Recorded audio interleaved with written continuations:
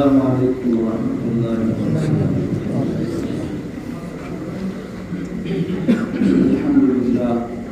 الحمد للہ نحمده ونستعینه ونستغفره ونؤمن به ونتوکل علیہ ونعوذ باللہ من شرور انفسنا ومن سیئات اعمالنا من یهده اللہ فلا مضل له ومن یضلل فلا هادی له ونشهد ان لا اله الا الله وحده لا شريك له ونشهد ان سيدنا ومولانا محمدا عبده ورسوله وسلم تسليما كثيرا كثيرا اما بعد فقد قال الله تعالى في القرآن المجيد اعوذ بالله من الشيطان الرجيم بسم الله الرحمن الرحيم يا ايها الذين امنوا عليكم انفسكم لا يضركم من ضل اذا اهتديتم الى الله مرجعكم جميعا فينبئكم بما كنتم تعملون صدق الله العظيم قال النبي صلى الله عليه وسلم لا يؤمن احدكم حتى يكون هواه تبعا لما جئت به او كما قال عليه الصلاه والسلام اللهم صل على سيدنا محمد وعلى ال سيدنا محمد وبارك وسلم۔ آپ حضرات بھی درود شریف پڑھ لیجیے۔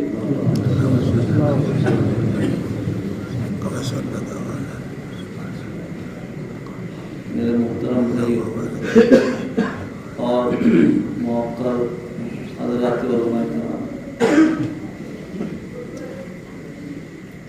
یہ جناب حضرت مولانا شیخ اللہ صاحب نے بتایا کہ اس علاقے کے علماء کرام اور حفاظ اعظام اور دینی رجحان اور خیال رکھنے والے افراد مل کر یہ سوچیں کہ کیسے ہم زیادہ سے زیادہ اپنے علاقے کے لوگوں کو دینی اعتبار سے نفع پہنچا سکیں۔ یہ اہل علم علماء کرام کی ذمہ داری ہے۔ اس سے پتہ لگتا ہے کہ ان حضرات کو اپنی ذمہ داری کا احساس ہوا، اسی لیے انتظام کیے گئے۔ اب ہماری ذمہ داری عام عوام کی کہ اس کی قدر کرنا اور اس میں شریک ہو کر نفع اٹھانا۔ علماء کرام دور دراز سے تشریف لاتے ہیں ان کے حضرات کی دعوت پر، اور ابھی مجھ سے پہلے جو آپ کے سامنے بیان کر رہے تھے آپ لوگ خوب محسوس ہو رہے تھے، اس لیے کہ اللہ تعالیٰ نے ہر چیز سے نوازا ہے، آواز بھی اچھی۔ اپنے والد مرحوم حضرت مولانا سید سراج الساجدین صاحب نور اللہ مرتضی کے ایک جانشین بھی ہیں اور یادگار بھی ہیں۔ آپ ان کی آواز سے بھی اندازہ لگائے ہوں گے کہ تقریر جو پرانے زمانے میں سنے ہوں گے، وہ اپنے ابا کی طرح بولتے ہیں اور نعت نظم بھی پڑھتے ہیں، اس لیے کہ نعت نظم کا بھی ایک اثر ہوتا ہے، صحیح ہونا چاہیے۔ اگر صحیح نہیں مضمون غلط ہے تو پھر وہ غلط ہے، اگر مضامین صحیح ہیں تو اس کا بھی ایک اثر ہوتا ہے، آدمی کو دین کی طرف مائل ہونے میں اس کا بھی ایک نفع ہوتا ہے باقاعدہ۔ تو ان کا بہترین بیان آپ اللہ سنیں۔ تو میرے محترم بھائیوں، یہ جو مہینے کی مجلس ہے، بہت اس مجلس سے ہم کو خوب فائدہ اٹھانا چاہیے۔ جو بھی لوگ آپ حضرات آئے بالکل خالی ذہن ہو کے آئے ہیں، یہاں کوئی زیادہ روشنی کا انتظام نہیں، بہت زیادہ ہو ہا مائک کا انتظام نہیں، بچوں کا دوڑ بھاگ شور شرافہ نہیں، کچھ نہیں، سب خالی ہو کے آئے ہیں کہ ہم دین کی بات سنیں۔ ہمارے حضرت قاری صاحب رحمۃ اللہ علیہ فرمایا کرتے تھے کہ دین کی بات سننے کے وقت میں نیت آدمی خالص کر لے، اپنی نیت خالص کر لے کہ ہم آئیں، جو بات سنیں گے اس کو یاد رکھیں گے، اس پر عمل کرنے کی کوشش کریں گے۔ اس لیے کہ جو علم ہم کو حاصل ہو گیا، معلوم ہو گیا، اب وہ علم آتا ہے تو عمل کے لیے دروازہ کھٹکھٹاتا ہے، ورنہ وہ علم ہمارے خلاف حجت بنے گا اللہ تعالیٰ کے نزدیک کہ تم مجھے جان لیے تھے، معلوم کر لیے، پھر میرے مطابق عمل نہیں کیے، اور اگر نہیں جانے غفلت برتے یہ اور بڑا ظلم ہوگا، اور بڑا مجرم بنے گا وہ آدمی جو کوشش نہیں کیا دینی علوم حاصل کرنے کا۔ اللہ کے پاس یہ بہانہ بھی نہیں چلے گا، اس لیے کہ علماء کرام جو ہے اتنا انتظام کیے آپ حضرات کے دینی بات سنانے کا، اللہ کا گھر مسجد اور بالکل نورانی ماحول ہے۔ اس نورانی ماحول میں جہاں فرشتوں کا ہجوم ہے چاروں طرف، آپ لوگ بیٹھے ہیں، کافی دیر سے بیٹھے ہیں، اور اتنا دیر بیٹھنا بھی بڑا مشکل ہوتا ہے، بہت دیر سے ہم لوگ بیٹھے ہیں۔ کیوں بیٹھے ہیں؟ اللہ کی محبت میں بیٹھے ہیں۔ اللہ کی محبت میں ہمارے حضرت صلی اللہ علیہ وسلم فرمایا کرتے تھے کہ جو عبادات میں سستی ہوتی ہے یا عبادات کو انجام دینے میں آدمی غفلت برتتا ہے، نماز مشقت سے خالی نہیں، نماز مشقت برداشت کرنی پڑتی ہے۔ روزے میں تو مشقت سے معلوم ہے، بھوکا پیاسا رہنا پڑتا ہے۔ صدقہ و خیرات کرنے میں بھی مشقت ہے، میرے کمائے ہوئے مال کو میں کیوں لگاؤں، کسی کو دوں، دینے میں بھی تکلیف، کمانے میں بھی مشقت ہے۔ اور حج تو مجاہدہ ہے، عورتوں کے لیے آقا محمد صلی اللہ علیہ وسلم نے فرمایا کہ عورتوں کا جہاد حج ہے، اس میں مال بھی لگتا ہے اور وقت بھی لگتا ہے اور جان بھی لگتا ہے، مجاہدہ ہے۔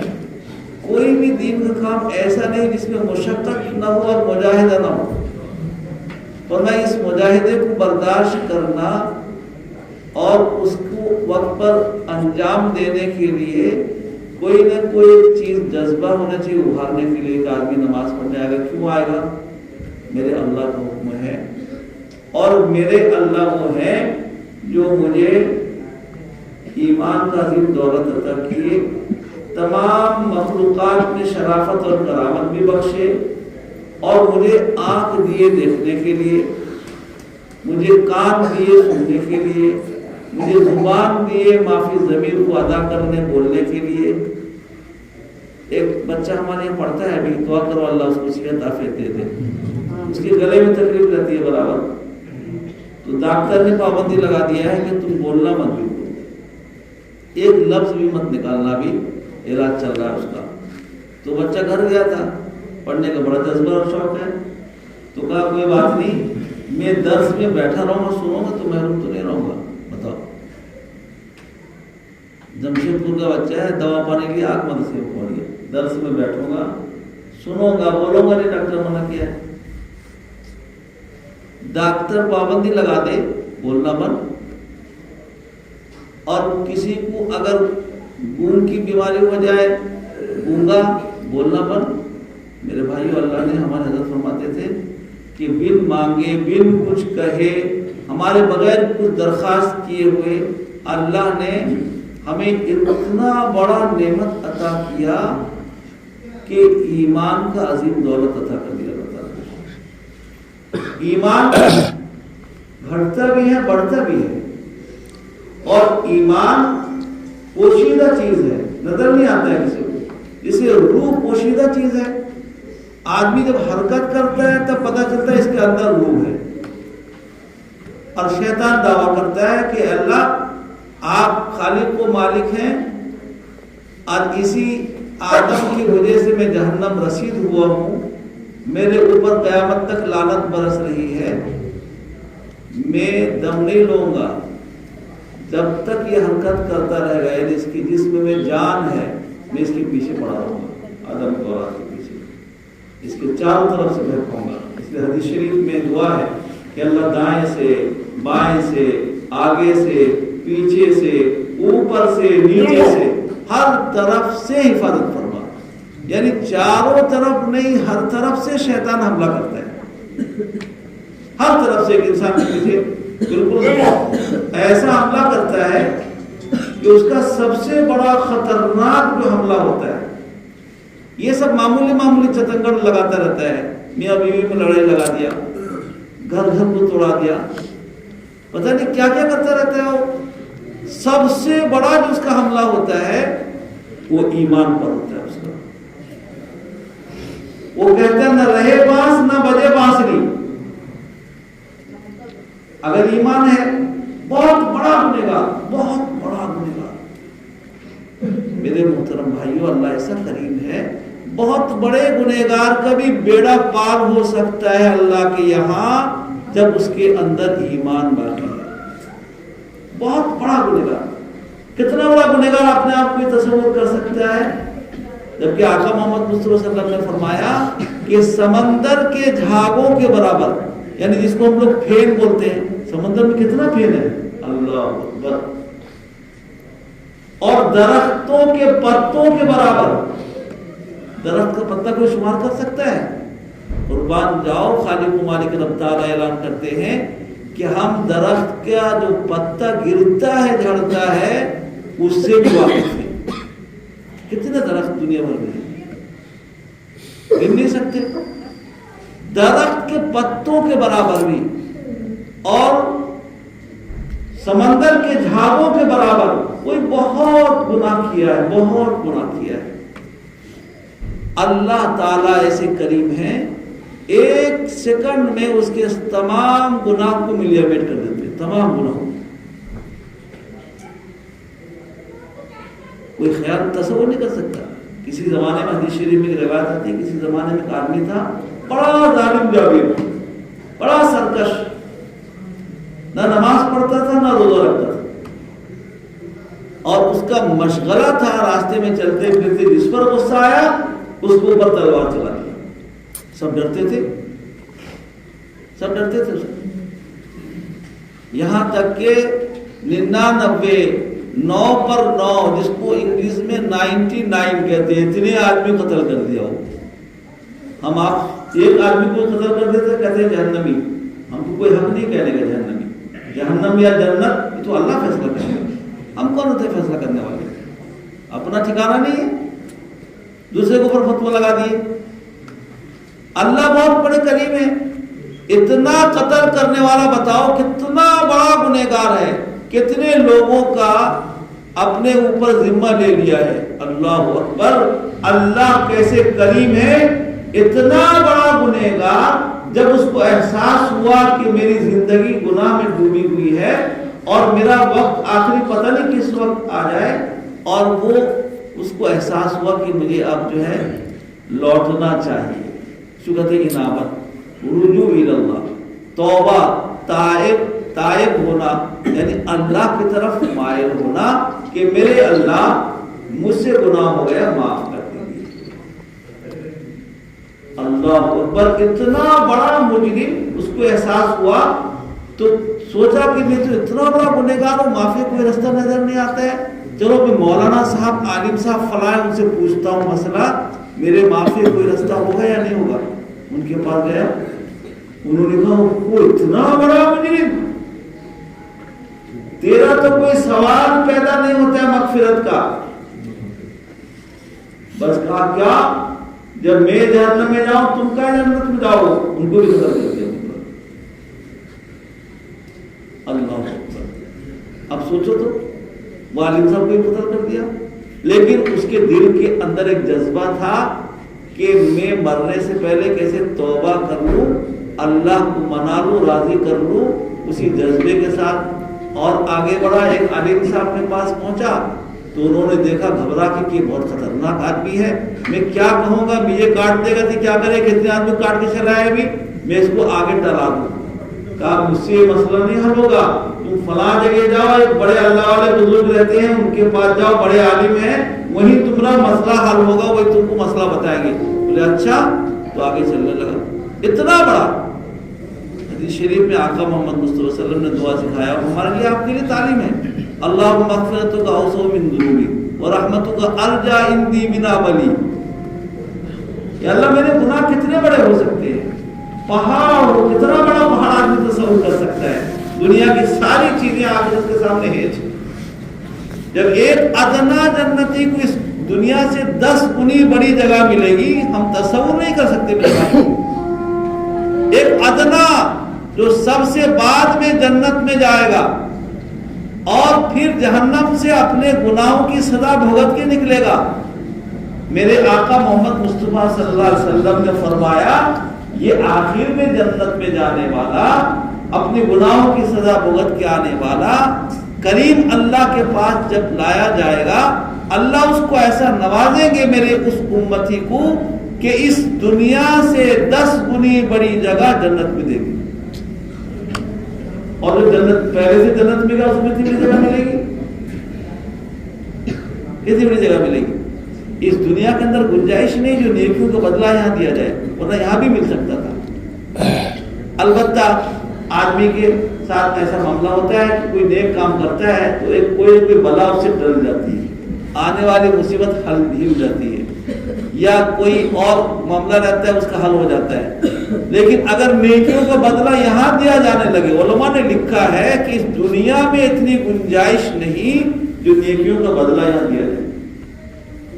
अब देखो रिवायत में आता है कि कोई आदमी जब दिन की जो 12 रकात सुन्नत मौक़िदा है, फजर से पहले 2 रकात, जोहर से पहले 4 रकात, जोहर के बाद 2 रकात और मगरिब के बाद 2 रकात, इशा के बाद 2 रकात, ये 12 रकात सुन्नत मौक़िदा है। आका मोहम्मद मुस्तफा सल्लल्लाहु अलैहि वसल्लम इसको अक्सर पढ़ते थे, इसको पढ़ना चाहिए। जो आदमी इसको पढ़ लेता है मेरे भाइयों, जो आदमी इसको पढ़ता है, अल्लाह ताला ऐसे करीम है, ये सुन्नत ये पढ़ा और इसके लिए जन्नत में एक महल तैयार कर देते हैं। अब कितने लोग पढ़ रहे हैं? अगर सबका महल इसी दुनिया में अल्लाह देने लगे कि तुम सुन्नत पढ़े और लोग तुमको एक महल दुनिया में दे देते हैं, तो जगह रहेगी? यहाँ बस्ती में जगह रहेगी? तो रोज पढ़ता है। जन्नत में गुंजाइश है, इतनी गुंजाइश है जिसका हम तसव्वुर नहीं कर सकते। आप लोग दुनियावी तालीम याफ्ता हो, साइंस और क्या क्या पढ़े हो, साइंसदान तो बताते हैं कि एक एक सैयारा जो आसमान में फिरता है, जिसको हम सितारा कहते हैं, या और गर्दिश करने वाले और बहुत सारी चीजें आसमान में फिरती हैं, जो इस दुनिया से कई कई गुनी बड़ी है। साइंसदान बताते हैं इस दुनिया से कई गुना एक एक सैयारा जब बड़ा है, और कहते हैं हजारों लाखों अनगिनत तादाद में आसमान में सैयारे फिरते हैं जो इस दुनिया से कई कई गुने बड़े। जब सैयारों का ये हाल है इतने बड़े, तो अल्लाह की जन्नत कितनी बड़ी होगी कोई तसव्वुर कर सकता है क्या? कोई नहीं कर सकता है मेरे भाइयों। ऐसी जन्नत जो अल्लाह ने बनाया, उस जन्नत के अंदर जाने के लिए वो एक गुनहगार बंदा, उसको फिक्र हुआ कि मैं कैसे जन्नत में जाऊं, अल्लाह की तरफ माइल होता है, तौबा और इनाबत का दरवाजा उसके लिए खुलता है। तो उसने कहा कि यहाँ मेरे पास इतनी गुंजाइश नहीं जो तुमको मसला बता सकूं, तुम आगे जाओ, फला महल्ले में एक बुजुर्ग बड़े आलिम रहते हैं, उनके पास जाओ। अब ये उसी इरादे से गए, सिर्फ इरादा किया था खैर का, इरादा किया था तौबा करने का, अभी तौबा किया भी नहीं है पूरी तरीके से। लेकिन मेरे भाइयों, मेरे मोहतरम भाइयों, अल्लाह की शान करीमी देखो, सिर्फ इरादा किया है, अभी तौबा किया भी नहीं है बेचारा, इतना बड़ा बड़ा गुनाह किया है।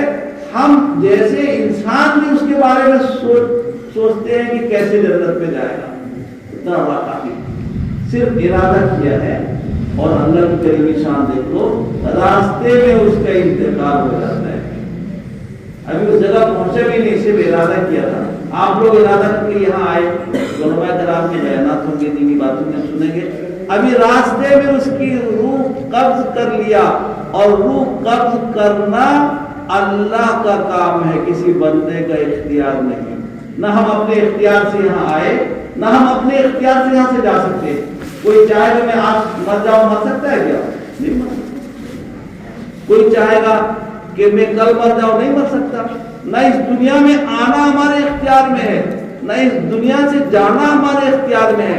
मेरे मुहतरम भाइयों, जब आना हमारे इख्तियार में नहीं, जाना हमारे इख्तियार में नहीं, तो इस दुनिया के अंदर जो जिंदगी गुजारना है, इसके लिए अल्लाह ने हमको इख्तियार जरूर दिया है।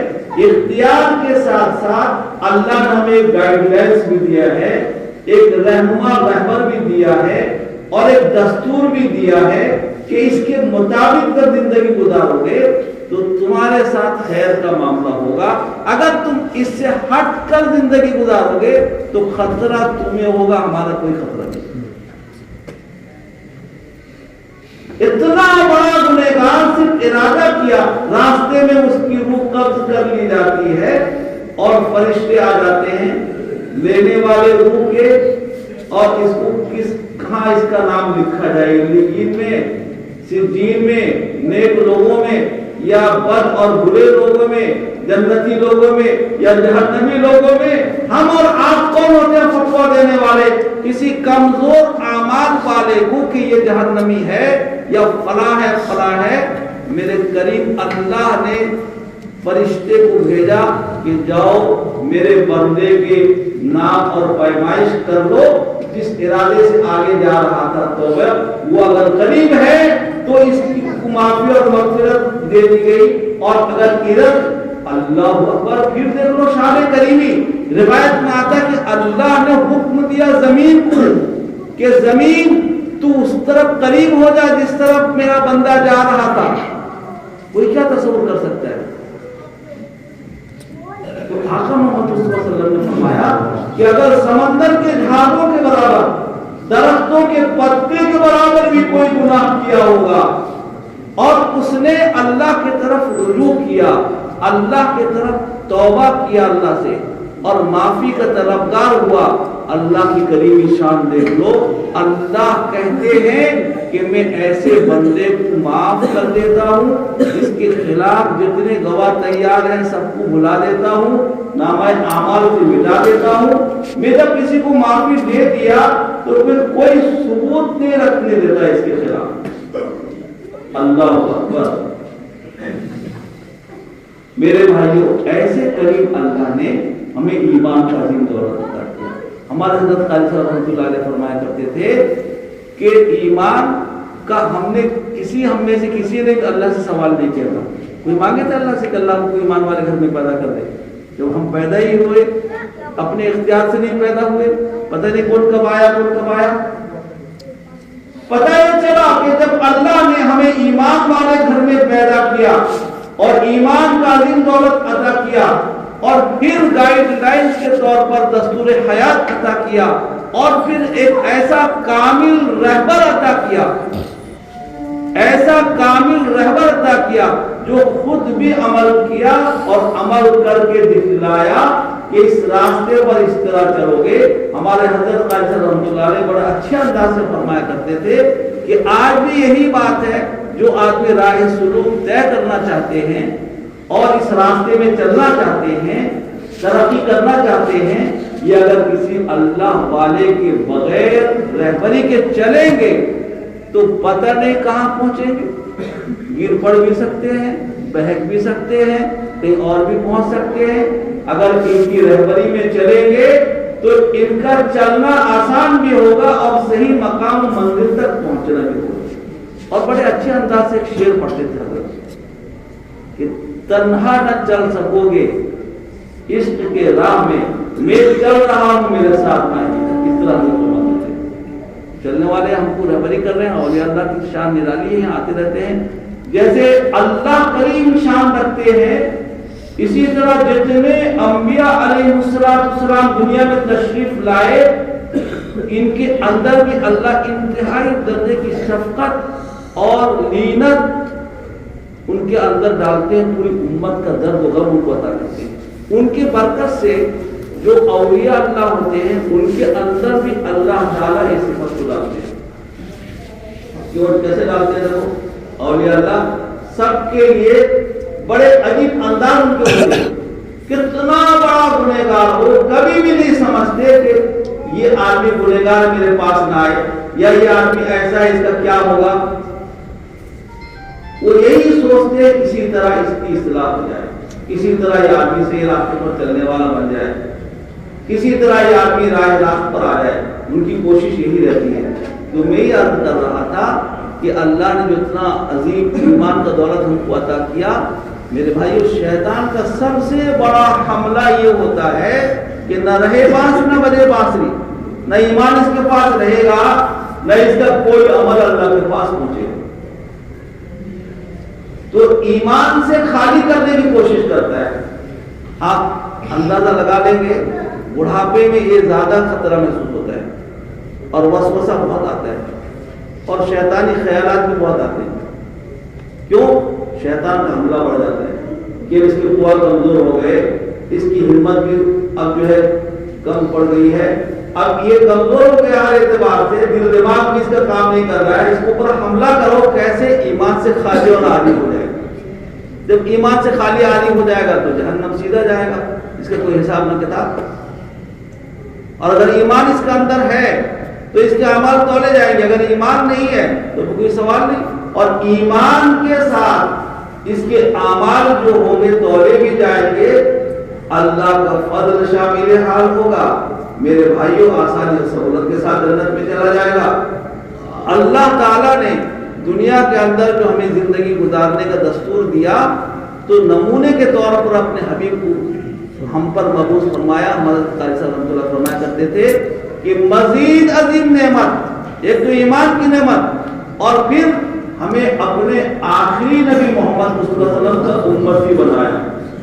آخری نبی کیسے تھے؟ فکر مند میرے بھائیوں، اللہ اکبر، کتنے فکر مند تھے امت کے ایک ایک فرد کے، ہم اس کا اندازہ نہیں لگا سکتے۔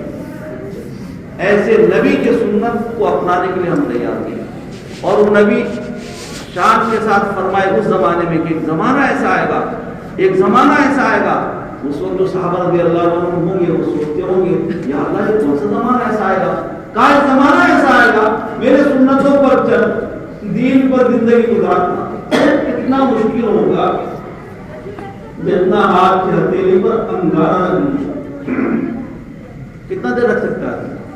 ایک سیکنڈ میں نہیں رکھ سکتے، فوراً نیچے چھوڑ دے گا، تکلیف سے بے چین ہو جائے گا، کرائے گا، فوراً نیچے چھوڑ دے گا۔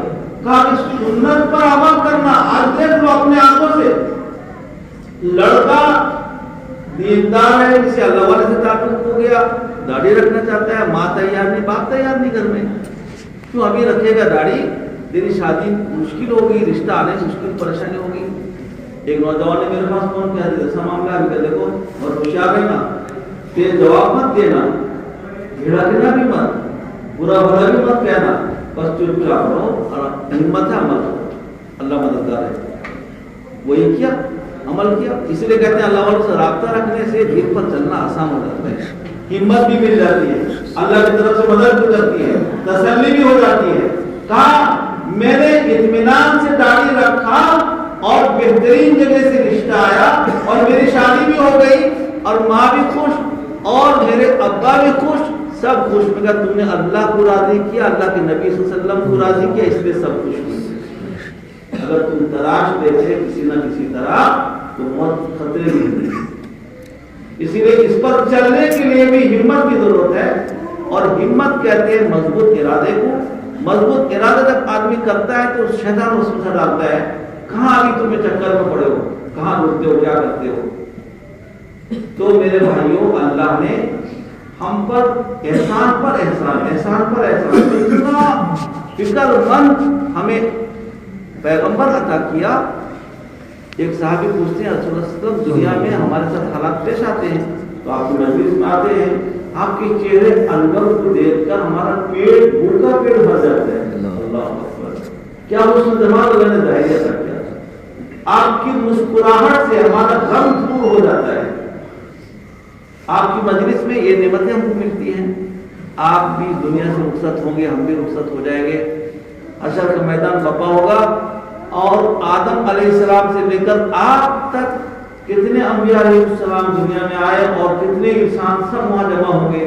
یا رسول اللہ صلی اللہ علیہ وسلم، حشر کے میدان میں آپ کو ہم کہاں تلاش کریں گے دل بہلانے کے لیے، کہاں آپ کو دیکھیں؟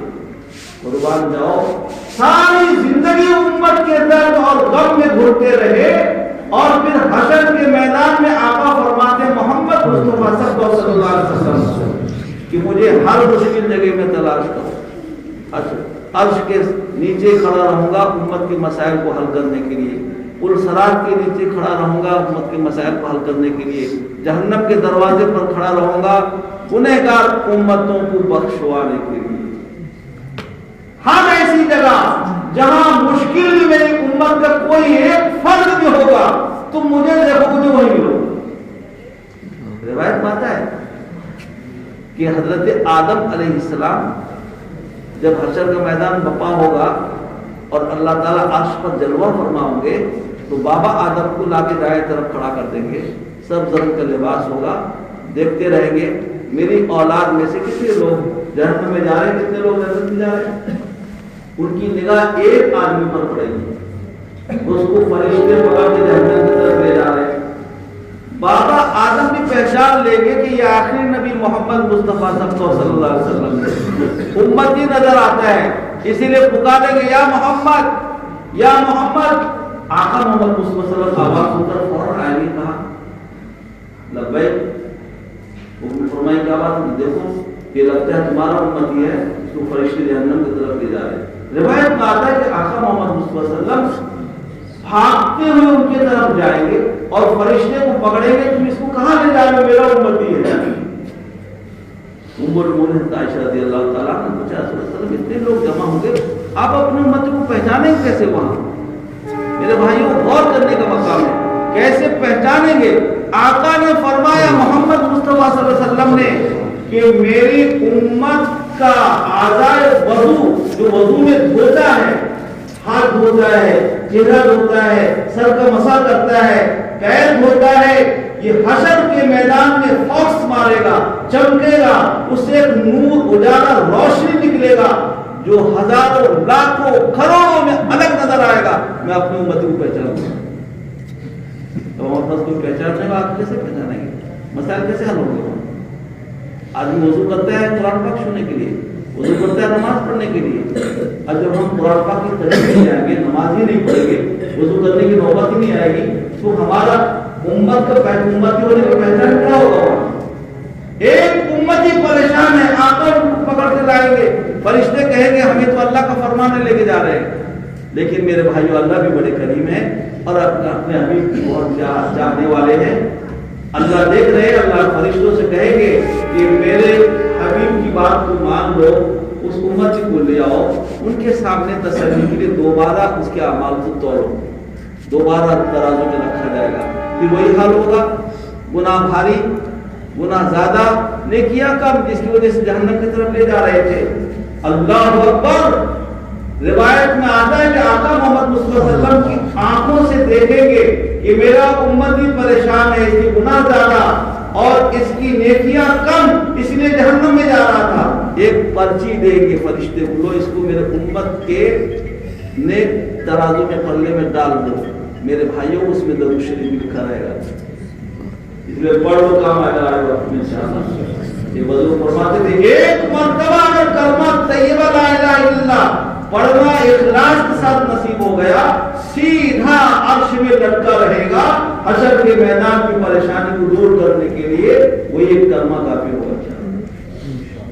اور ایک درود شریف ایسے ہے کہ درود شریف رد ہوتی ہی نہیں, جتنا مرتبہ پڑھو قبول ہی قبول, اور اللہ کے یہاں محفوظ رہے گا. آقا محمد مصطفیٰ صلی اللہ علیہ وسلم وہ درود شریف کا پرچہ ڈالتے ہی نیکی کا پلہ بھاری ہو گیا اور پھر بدی کا پلہ ہلکا ہو گیا. اللہ نے فیصلہ فرمایا کہ میرے حبیب کی اس امتی کو جنت میں لے جاؤ. اسی لیے فرمایا آقا نے کہ ہر مشکل جگہ میں مجھے تم پاؤ گے. ایسا فکر مند, درد مند, شفقت اور رحمت رکھنے والا نبی اللہ نے ہم کو عطا کیا. اور اللہ نے اعلان کیا لوگوں کے سامنے کہ میرے حبیب کی اگر جان چلو گے, ان کی اتباع کرو گے, ان کے اعمال کو اپناؤ گے, تو تم میرے بھی محبوب بن جاؤ گے. اور جب میرے محبوب بن جاؤ گے, دنیا کی ہر نگاہ تمہیں عظمت کے ساتھ دیکھے گی. تمہارا ایک روب ہوگا, ایک دبدبا ہوگا. اگر تم میرے راستے سے ہٹو گے, میرے حبیب کے طریقے کو دور سے زندگی گزارو گے ہٹ کر کے, تو پھر تم ایسے ہو جاؤ گے. اس زمانے میں آقا محمد مصطفیٰ صلی اللہ علیہ وسلم نے فرمایا میرے بھائیو, آج منظر ہمارے سامنے ہے. کہا کہ ایک زمانہ آئے گا کہ مسلمانوں پر دوسرے قوم اور دوسرے اس سے تعلق رکھنے والے مذہب سے وہ ایسی ترچھی نگاہ ڈالیں گے اور حقارت کی نگاہ سے دیکھیں گے, اور ہر شخص چاہے گا ہم اپنی تھیلی میں اس کو لے لیں. یا رسول اللہ صلی اللہ علیہ وسلم صحابہ پوچھے کہ اس زمانے میں مسلمان کم ہوں گے تعداد میں؟ کہا کہ نہ, ارے ابھی تو 313 غالب آ گئے, 5000 3000 غالب آ گئے, 1 لاکھ 2 لاکھ غالب آ گئے, ابھی تو لاکھوں کروڑوں کے تعداد میں ہیں. کہا بہت ہوں گے, کثیر تعداد میں.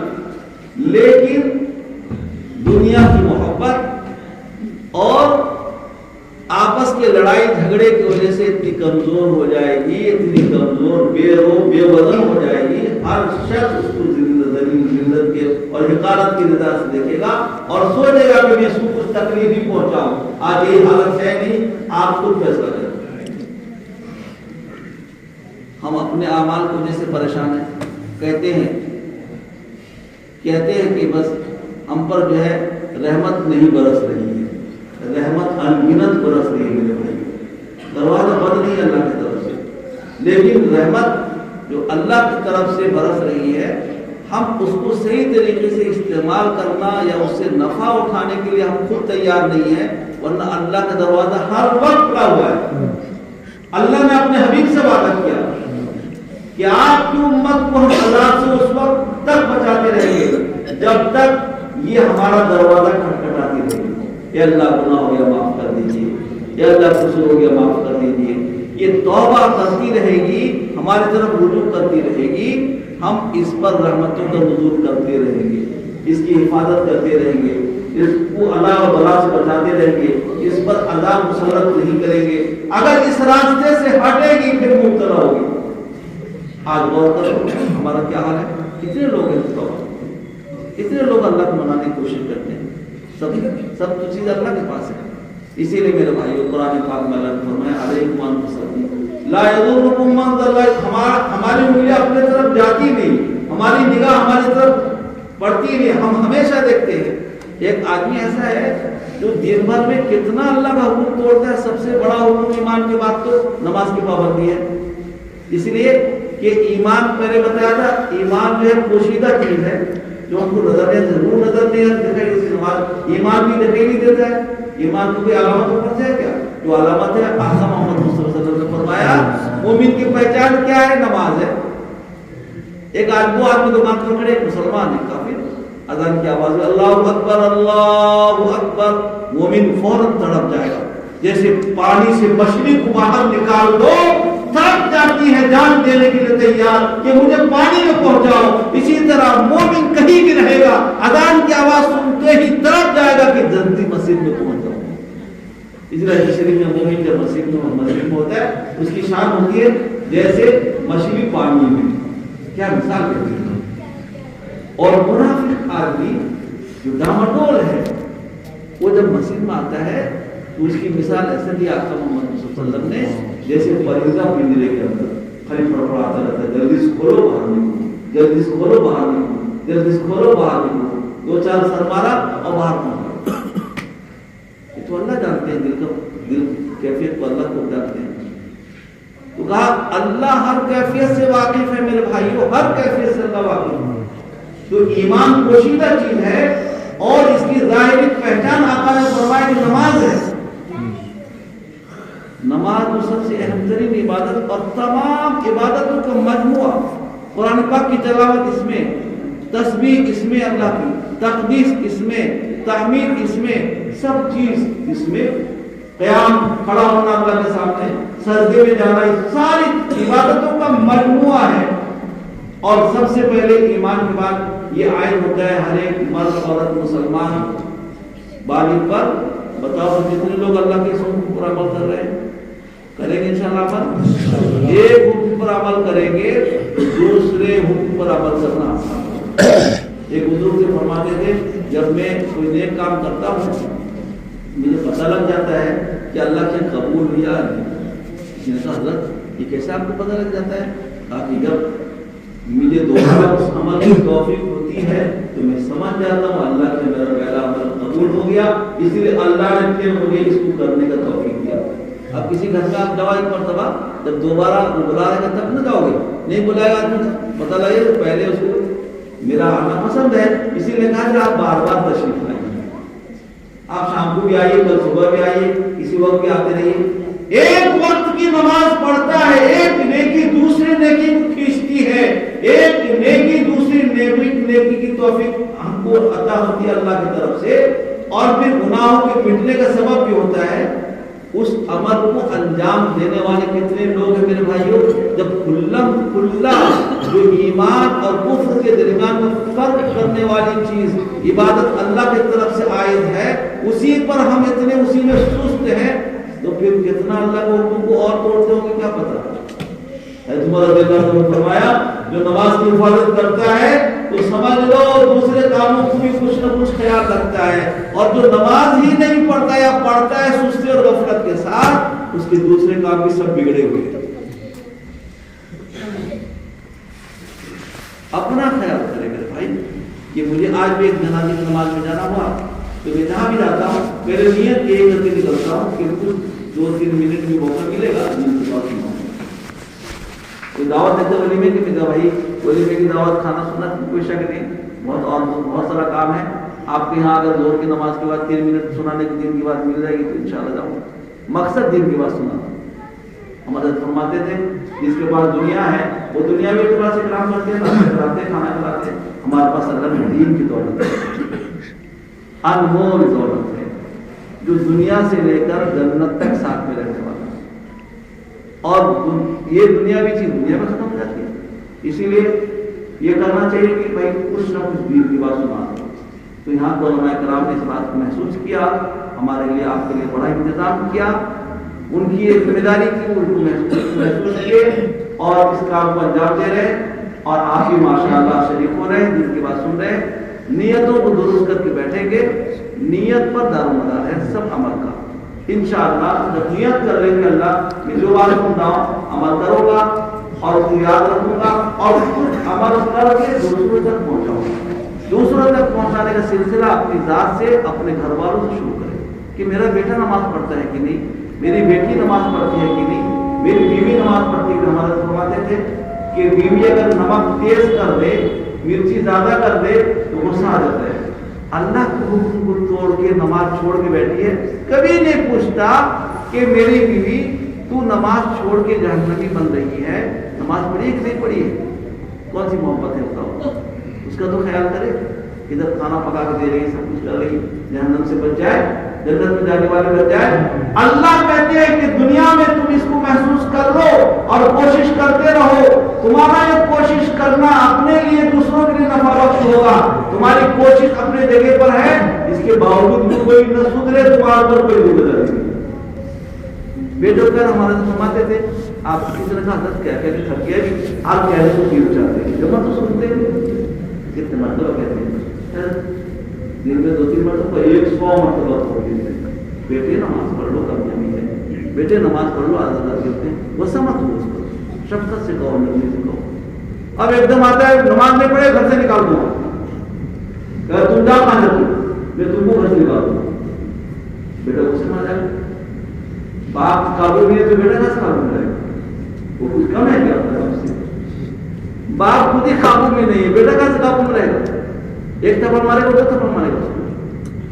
بچپن میں تربیت کی نرمی سے شفقت سے سمجھاؤ, اور نہیں ہو سکے کسی عالم دین متقی پرہیزگار کو بلا کے گھر کے اندر دینی باتوں سنانے کا ماحول پیدا کرو. جماعت کے ساتھی کرتے ہیں, گھر کا تعلیم, اس سے بہت فائدہ ہوتا ہے.